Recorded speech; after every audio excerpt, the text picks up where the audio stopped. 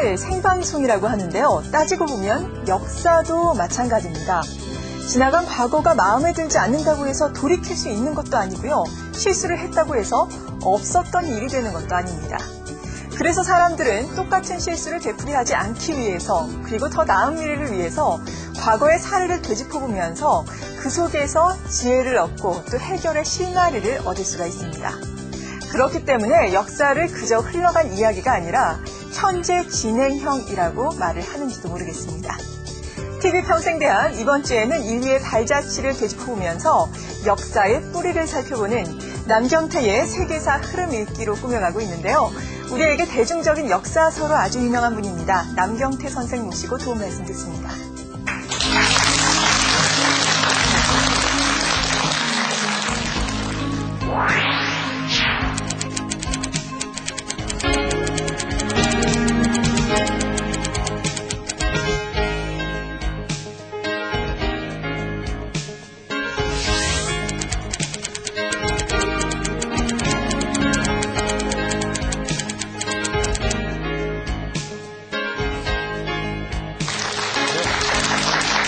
네, 선생님 어서 오세요. 네, 안녕하세요. 네, 지난 시간에는 우리가 세계를 이끈, 고대를 이끈 두 문명의 주역인 서구와 동양의 문명에 대해서 알아봤습니다. 예. 지난 시간의 줄거리를 간략하게 요약 좀 해주시죠. 예.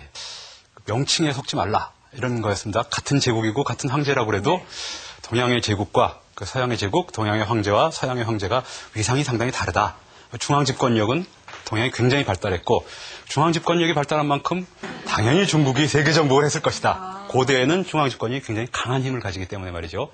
근데 사실 이것이 이제 후기로 들어오면서 조금 이제 위상이, 그 제국의 위상이 어느 것이 진정한 힘인가가 좀 달라지긴 합니다만 고대에는 그랬다는 말씀을 드렸습니다. 제국의 차이가, 그런 차이가 있고요. 네. 오늘은 중세로 우리가 좀 넘어가 볼 텐데요. 중세는 그렇다면 간략하게 어떤 것이 바뀐 겁니까? 그 서양은 두 번 다시 제국이 설 수 없는 제국의 불모지가 되어버렸습니다. 근데 동양은 여전히 오히려 과거에 이제 업그레이드는 되죠. 더 과거의 모든 이제 것들이 잠깐의 분열기를 거치고 다시 제국이 계속 연속이 되는데 명패만 바뀌어서 말이죠. 굉장히 점점 강력해지긴 하죠. 근데 중앙 집권적인 틀은 진시황이 만들어 놓은 그 틀은 20세기까지도 계속 유지가 되고 서양은 제국 자체는 없는데 그래서 처음에는 힘이 약하다가 결국 분산의 힘이 정치적으로 분열화된 것이 나중에 저력을 발휘하게 됩니다. 그래서 서양 세력이 동양 세력의 힘에서 부등호의 차이가 좀 지기 시작하는 이때가 중세시대부터 시작이라고 할 수가 있을 겁니다. 네. 이렇게 고대에는 엇비슷했던 두 문명이 이제 각각의 길을 또 가게 됐는데요. 그들의 발자취는 어떤 것인지 지금부터 따라가 보겠습니다. 제가 지난번에 춘추전국 시대에 한 500여 년 정도의 분열기가 있었고 최초의 분열기라고 말할 수 있는 거죠. 그렇기 때문에 분열기라고 말해야 될지 아니면 제국 이전이라고 얘기해야 될지요.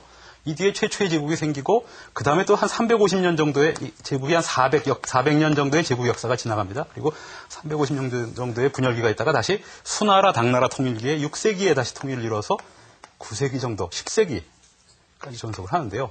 그래서 당나라 역사를 간단히 보면은 당나라는 대충 600년 정도에서 900년 정도까지 대충 한 300년 정도 존속한 나라입니다. 우리 역사로 말하면 어떻습니까? 통일신라 시대에 해당하죠.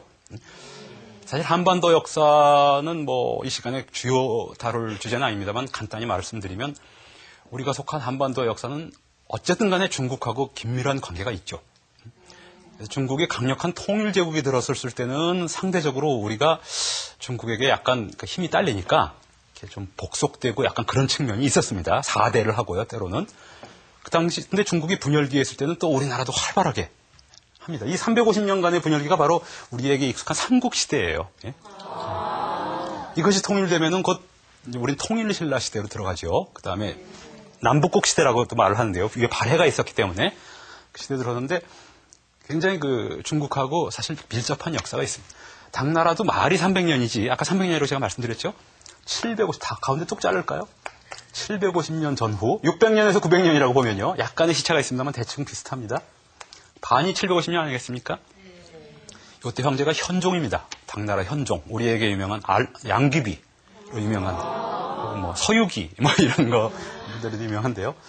이 현종이 시대에 큰 반란이 일어나요. 알록산이라는 사람이 절도사가 반란을 일으켜서 수도까지 지배를 합니다. 그래서 이 사람이 쓰촨이라고 이제 내륙에 있는, 중국 내륙에 있는 쓰촨성까지 도망을 가죠. 이때부터를 당말 5대라고 부릅니다. 왜냐하면 이 뒤에를 5대 시대라고 말합니다. 5대. 다섯왕조란 뜻인데요. 당나라 말기란 뜻이겠죠? 예. 당나라 후반기부터는 제국으로서의 위용이 사라지고 굉장히 중앙 권력이 약해지고 주위에 그냥 호족들이 번성하고 곧 이제 이게 이 상태로 100여 년을 끌다가 드디어 망하게 되는데요.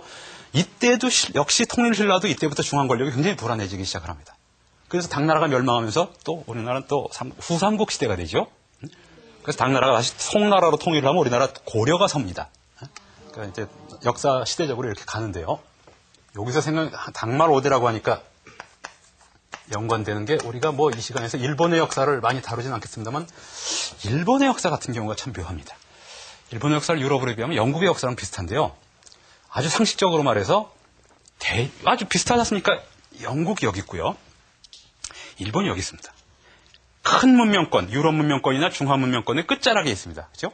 약간의 바다를 사이에 두고. 그리고 더 중요한 차이는 아주 작은 섬이 아니라 상당히 큰 섬입니다. 당연한 거죠. 지도를 보면. 자, 이런 차이가 있기 때문에 상당히 영국과 일본은 어떻게 보면 대륙 문명의 좋은 점을 취사 선택을 하게 돼요. 누가 기획하고 의도한 건 아니지만 결과적으로 취사 선택을 합니다. 일본 같은 경우는 참 웃기게 취사 선택을 하는데요. 당말 5대가 750년 전으로부터 시작된다고 제가 말씀을 드렸는데요. 이전까지는 당나라가 굉장히 강성한 제국이었다는 뜻이죠. 당나라의 특징은 제가 지난 시간에도 말씀드렸습니다만 균전제가 있고요. 균전제라는 건 중요한 제도긴 합니다. 우리가 쉽게 이해를 하면 모든 토지를 국유화한 다음에 백성들에게 나누는 겁니다. 나누어서 니들이 소출물의 일부를 먹고 일부를 세금으로 바쳐라. 사실 어려운 제도도 아니죠. 근데 이것이 제도화되었다는 게 중요한 겁니다. 이때부터. 그전까지는 경제제도가 확실하지 않았다는 얘기죠. 그리고 과거제가 있죠. 한나라 같은 경우 외척과 환관이 마음대로 관리를 임용하는 것 때문에 결국 중앙 권력이 약해지고 제국의 위상이 약화되었는데 당나라부터 과거제가 성립하면서 어느 정도 합리화가 된 거예요. 자, 운전면허 시험처럼. 운전면허 시험보다는 훨씬 급이 높은 시험인데요. 과거제라는 게. 어쨌든 간에 시험에 합격해야만 관리가 될 수 있다.